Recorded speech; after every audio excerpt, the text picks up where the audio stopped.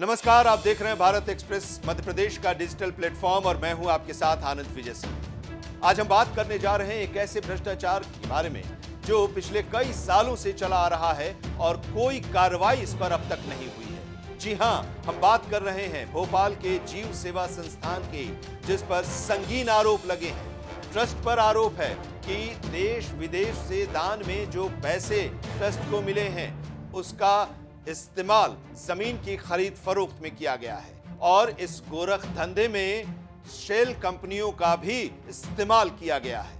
क्या है ये पूरा मामला, आइए हम आपको विस्तार से बताते हैं। मध्य प्रदेश की राजधानी भोपाल का जीव सेवा संस्थान जन सेवा के नाम पर बना ये ट्रस्ट संगीन आरोपों के घेरे में है। आरोप है कि लोगों की सेवा के लिए इसे देश विदेश से जो दान मिले उस पैसे का इस्तेमाल जमीन की खरीद फरोख्त के लिए किया गया। इसके लिए शेल कंपनी बनाई गई और अपने ही ट्रस्टी को जमीन बेच दी। इससे सरकारी खजाने को करोड़ों के राजस्व की हानि हुई। पूरा मामला हम आपको बताएं, लेकिन उससे पहले आप देखिए एफआईआर की ये कॉपी।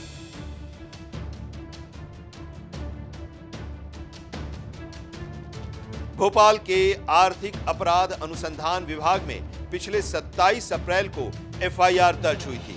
जीव सेवा संस्थान की सहयोगी संस्था के सचिव रमेश हिंगोरानी की शिकायत पर यह एफआईआर दर्ज की गई थी। इसमें आईपीसी की धारा 420 यानी धोखाधड़ी, 120 बी यानी आपराधिक साजिश के साथ साथ भ्रष्टाचार निवारण अधिनियम की धारा 7 के तहत मामला दर्ज किया गया। और इतना ही नहीं, एफआईआर में शिक्षा के लिए आरक्षित 5 एकड़ जमीन की बिक्री की विस्तार से जांच की बात कही गई है।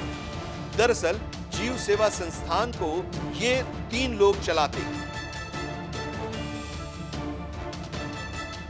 होतचंद धनवानी इस ट्रस्ट के कई सालों से अध्यक्ष हैं, वहीं हीरो ज्ञानचंदानी बहुत सालों से कोषाध्यक्ष हैं, जबकि तीसरे हैं संस्थापक सचिव हमेश दयारामानी।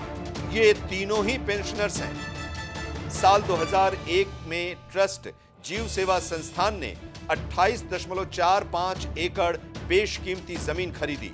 आपको ये जानकर हैरानी होगी कि जमीन किसी और से नहीं बल्कि ट्रस्ट के कोषाध्यक्ष हीरो ज्ञानचंदानी के रिश्तेदार राजेंद्र राजदेव और बहन की ससुराल पक्ष के लोगों से ही खरीदी गई, जिसका लैंड यूज कृषि से बदलवाकर शैक्षणिक कर दिया गया। 10 साल बाद यानी 2011 में जीव सेवा संस्थान 28.45 एकड़ में से मेन लोकेशन की 5 एकड़ जमीन लैंडमार्क कॉन्टैक्ट प्राइवेट लिमिटेड के एमडी महेश राजदेव को 3 करोड़ 56 लाख रुपए में बेच दी। ये महेश राजदेव कोई और नहीं बल्कि जीव सेवा संस्थान की सहयोगी संस्था संत हिरदाराम काप्स फंड ट्रस्ट के सचिव हैं। सामान्य भाषा में कहें तो ट्रस्ट ने जो जमीन खरीदी उसी में से मेन लोकेशन की जमीन सहयोगी संस्थान के ट्रस्टी को बेच दी। मकसद साफ था कि ट्रस्टी स्वयं हित के लिए बाजार मूल्य से बहुत कम दाम पर जमीन को बेचना चाहते थे, जिससे कि वो काली कमाई कर सकें। जमीन खरीदने वालों के चेहरे उजागर न हो, इसलिए शेल कंपनियां बनाई। जमीन खरीदने वालों की असली पहचान उजागर न हो जाए, इसके लिए पूरी साजिश रची गई और आरोप है कि इस पूरे कारनामे को करने के लिए एक शेल कंपनी बनाई गई। Landmark contact private limited company का नाम रियल एस्टेट प्रोजेक्ट में इन्वेस्ट करना बताया गया, लेकिन जीव सेवा संस्थान से कंपनी ने जो जमीन खरीदी उसके बाद कंपनी ने दूसरा कोई सौदा ही नहीं किया, न ही उसके अकाउंट में जमीन खरीदने और बेचने का कोई दूसरा ट्रांजैक्शन दिखा, जो ये बताता है कि इस कंपनी की स्थापना करोड़ों की जमीन को औने पौने दाम में खरीदने के लिए ही किया गया था। ट्रस्ट की जिस जमीन के सौदे पर आरोप लग रहे हैं, ये जमीन ट्रस्ट को सही दाम में नहीं मिली थी, बल्कि 2001 में ट्रस्टी हीरो ज्ञानचंदानी के रिश्तेदार से ही खरीदी गई थी और बाद में इसे उधार में बेच दिया गया।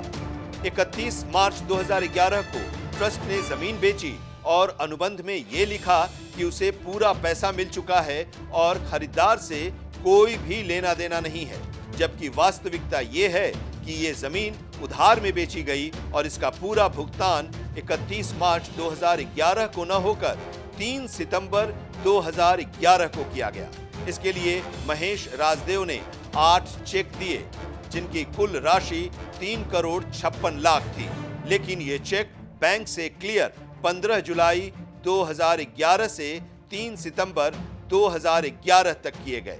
आरोप है कि लैंडमार्क कॉन्ट्रैक्ट प्राइवेट लिमिटेड के महेश राजदेव सिर्फ अकेले इसमें शामिल नहीं हैं, पर्दे के पीछे और भी कई लोग इसमें शामिल हैं। और ये भी कि इतनी कम लागत वाली कंपनी, यानी कि महज कुछ हजार रुपए वाली ये कंपनी अचानक करोड़ों का लेन देन कैसे करने लगी, ये एक बड़ा सवाल है। और इस भ्रष्टाचार पर अभी तक कार्रवाई नहीं हुई है, जिसका खुलासा हमने किया और उम्मीद अब ये की जा रही है कि इस खुलासे के बाद अब इसके खिलाफ कार्रवाई होगी और सच सामने आएगा, दोषियों के खिलाफ कार्रवाई की जाएगी।